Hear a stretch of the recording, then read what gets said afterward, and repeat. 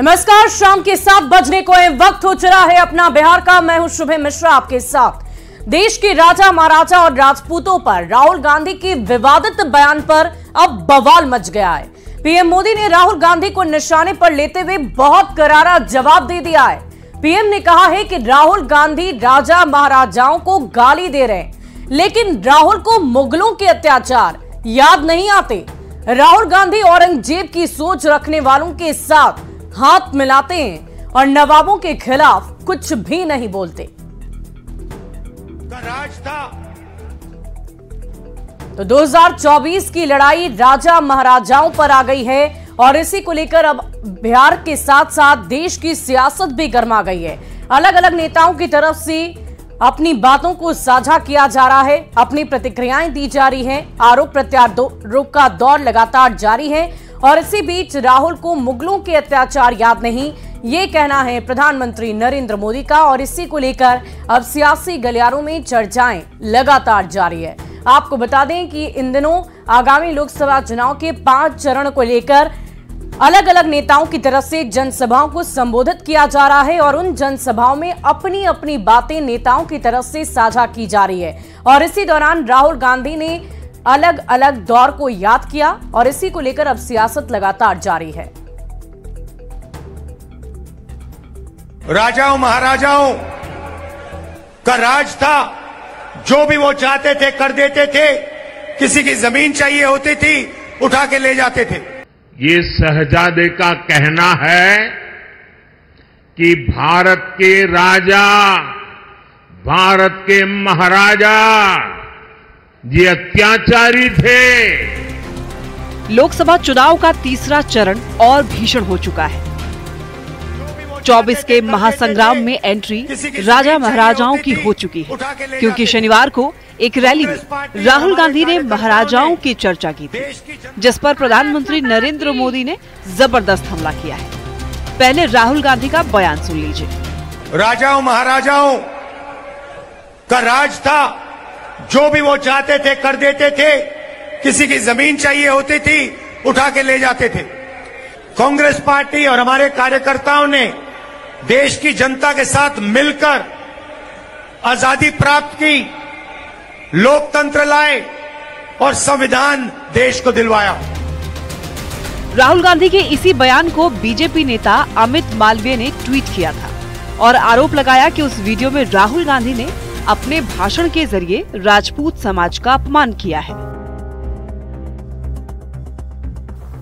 यानी 2024 के प्रचार के शोर के बीच राजा महाराजाओं की भी एंट्री हो गई है। राहुल गांधी के राजा महाराजाओं वाले बयान पर अब पीएम मोदी ने प्रहार किया है। पीएम मोदी ने कर्नाटक में बेलगावी की जनसभा में राहुल गांधी पर राजा और महाराजाओं को गाली देने का आरोप लगाया और औरंगजेब की सोच रखने वाले से हाथ मिलाने का भी आरोप लगाया।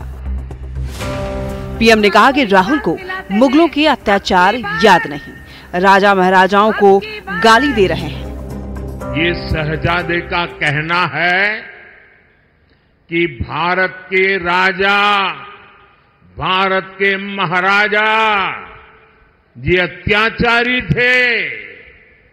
ये गरीबों की जमीन छीन लेते थे, जब मर्जी पड़े तब उनका सब हड़प कर लेते थे। कांग्रेस के शाहजादे ने छत्रपति शिवाजी महाराज, चित्तूर की रानी चिन्नम्मा जैसे महान व्यक्तित्व का अपमान किया है और राजा महाराजाओं को गालियां दे रहे हो, उनको अपमानित करते हो। कांग्रेस को औरंगजेब के अत्याचार याद नहीं आते, जिसने हमारे सैकड़ों मंदिरों को तोड़ा, अपवित्र किया। कांग्रेस तो औरंगजेब का गुणगान करने वाली पार्टियों के साथ खुशी से गठबंधन करती है। अब इस मुद्दे पर बयानबाजी भी तेज हो गई है। मतलब साफ है, पहले चरण में विकास और रोजगार के मुद्दे पर छिड़ी सियासी लड़ाई दूसरे चरण तक हिंदू मुसलमान पर आ गई और अब जब तीसरे चरण के लिए प्रचार परवान पर चढ़ने लगा तो हिंदू मुसलमान का मुद्दा राजा महाराजाओं पर शिफ्ट हो चुका है, जिसमें एक तरफ बीजेपी है तो दूसरी तरफ सियासी शहजादे। Bureau report, news 18। जब मर्जी पड़े तब। तो राजा महाराजा पर राहुल गांधी के विवादित बयान पर घमासान मचा हुआ है। बीजेपी जेडीयू ने राहुल गांधी पर पलटवार किया है और कहा है कि इस देश का सबसे ज्यादा किसी ने नुकसान किया है तो उनके परिवार और उनकी पार्टी ने किया है। तो कांग्रेस आरजेडी राहुल गांधी के बयान पर सफाई देने में लगी हुई है और कहा है कि राहुल गांधी ने किसी खास जाति या किसी एक राजा महाराजा का अपमान नहीं किया है। इस देश में अगर किसी ने सबसे ज्यादा मनमानी की है राहुल गांधी जी, तो आपके परिवार ने की है, कांग्रेस ने की है। यह देश आपातकाल कभी नहीं भूल सकता। एक दिन अचानक से इस देश में लोकतंत्र की हत्या कर दी गई और आपातकाल थोप दिया गया इस देश पे। इस देश में अगर गरीबों की जमीनें सबसे ज्यादा किसी ने छीनी है तो वो भी आपके परिवार और आपके सहयोगी लालू प्रसाद यादव जैसे लोगों के परिवार ने छीना है। जहां तक राजा महाराजाओं की बात है, उन्होंने एक उदाहरण दिया। राजा महाराजा का मतलब कोई एक जाति नहीं, जो भी राजा महाराजा थे कहीं न कहीं थोड़ा बहुत जनता को दबाते थे, जिसमें सभी जाति धर्म के राजा थे। ऐसा थोड़े ही था कि केवल राजपूत जाति के ज़्यादा थे। बिहार में तो भूमिहार जाति के हथुआ महाराज थे, ब्राह्मण जाति के दरभंगा महाराज थे, राजपूत जाति के डुमराव महाराज थे। तो ऐसे हर राज्यों में दूसरी जातियों के भी राजा हुए हैं। इसका मतलब ये नहीं है कि किसी जाति विशेष का अपमान करना। किसी खास समुदाय विशेष को टारगेट करने के चक्कर में उन्होंने ऐसा बयान दे दिया है और उन्हें इस बात का अंदाजा नहीं है कि इसके नतीजे उन्हें चुनाव में किस तरह भुगतने पड़ेंगे। देश की आजादी की बात कर रहे हैं। देश की आजादी में स्वतंत्रता सेनानियों ने अपने प्राणों की आहुति दी, कई लोग लगे, तब जाकर देश को आजादी मिली। और तब जब कांग्रेस पार्टी को सत्ता संभालने का मौका मिला तो इन लोगों ने देश को भ्रष्टाचार, वंशवाद, परिवारवाद और कई राजनीतिक कुरीतियों से जकड़ कर रख दिया। गांधी जी ने किसी का अपमान नहीं किया है, वो तो जोड़ने में विश्वास रखते हैं। इसलिए सभी जात, सभी धर्म को लेकर कांग्रेस पार्टी इंडिया गठबंधन चलती है, सबका सम्मान करती है। ये राहुल गांधी के नाम का फोबिया बीजेपी को, एनडीए को हो गया है, इसलिए हर बात में राहुल गांधी जी को दोषी ठहराते हैं। बात का बतंगड़ बनाया जा रहा है। वहीं कांग्रेस नेता राहुल गांधी के बीजेपी दलितों, पिछड़ों और आदिवासियों का आरक्षण छीनना चाहती है वाले बयान पर केंद्रीय गृह मंत्री अमित शाह ने पलटवार कर दिया है। अमित शाह ने कहा कि राहुल गांधी बेबुनियाद झूठ बोलकर लोगों को गुमराह करने की कोशिश कर रहे हैं। बीजेपी की सरकार चल रही है और इस देश में 10 साल हो गए और 2 बार पूर्ण बहुमत मिल गई। बीजेपी की मंशा आरक्षण खत्म करने की होती तो अब तक ये हो चुका होता। नरेंद्र मोदी ने दलित, पिछड़े और आदिवासी भाई बहनों को इसकी गारंटी दे दी है। जब तक बीजेपी है आरक्षण को कोई छू नहीं सकता। अमित शाह ने कहा कि आंध्र प्रदेश में उनकी सरकार आई, वहां भी उन्होंने 5% अल्पसंख्यक आरक्षण किया। कांग्रेस ने हमेशा पिछड़े समाज का विरोध किया है और आदिवासियों को न्याय दिलाने के लिए कभी काम नहीं किया। राहुल गांधी निराधार झूठ बोलकर लोगों को गुमराह करने का काम कर रहे हैं। भारतीय जनता पार्टी की सरकार इस देश में 10 साल से चल रही है और दोनों बार पूर्ण बहुमत की सरकार मिली है। अगर भारतीय जनता पार्टी की मंशा होती कि आरक्षण को खत्म करना है तो हो चुका होता, बल्कि नरेंद्र मोदी जी ने पूरे देश के दलित, पिछड़े और आदिवासी भाई बहनों को गारंटी दी है, जब तक भारतीय जनता पार्टी है आरक्षण को कोई हाथ नहीं लगा सकता। वहीं दिल्ली में कर्पूरी ठाकुर को भारत रत्न दिए जाने पर आभार कार्यक्रम का आयोजन किया गया।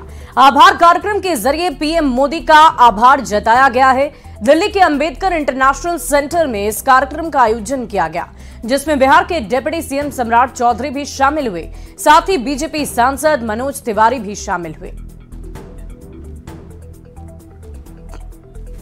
को देश के यशस्वी प्रधानमंत्री आदरणीय नरेंद्र मोदी जी के द्वारा भारत रत्न देने के लिए जो आर्थिक आभार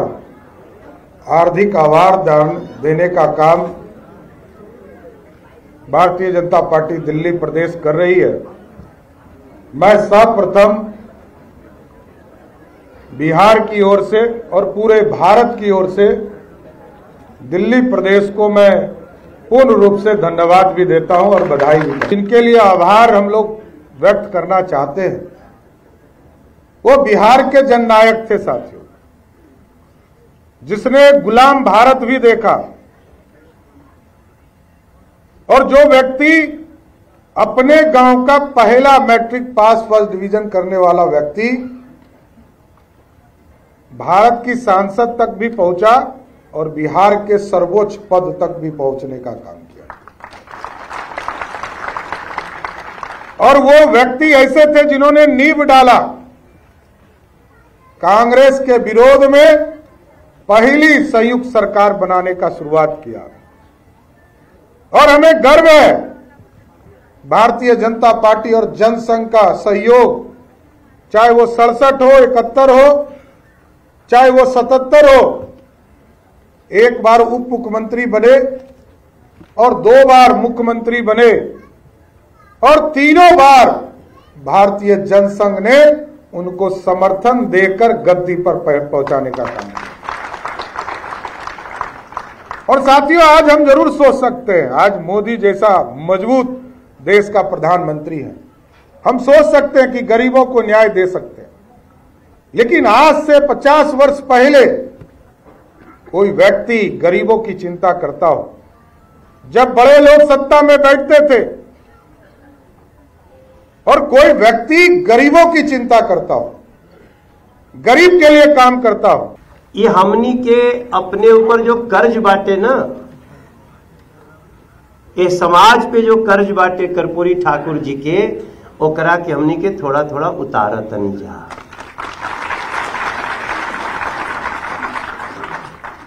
और एगो बाइट चलत रहा ना, तो बाइट में एगो बहुत महत्वपूर्ण बात उनके घर के लोग कहल। वो बोले कि मोदी जी को पता है कि किसकी विचारधारा आने वाले समय में समाज को प्रभावित करती रहेगी। अब वो पता नहीं, वो तो सामान्य रूप से बोल दिए, कोई परिवार के ही थे। अगर इस पे हम लोग विचार करेंगे तो वास्तव में आप देख लीजिए, जिन जिन लोगों को नरेंद्र मोदी जी ने सम्मानित किया है, चाहे वो सम्मान पद्मश्री का हो, चाहे वो सम्मान पद्म विभूषण का हो, पद्म भूषण का हो, चाहे वो अशोक चक्र हो, परमवीर चक्र हो, और चाहे भारत रत्न हो,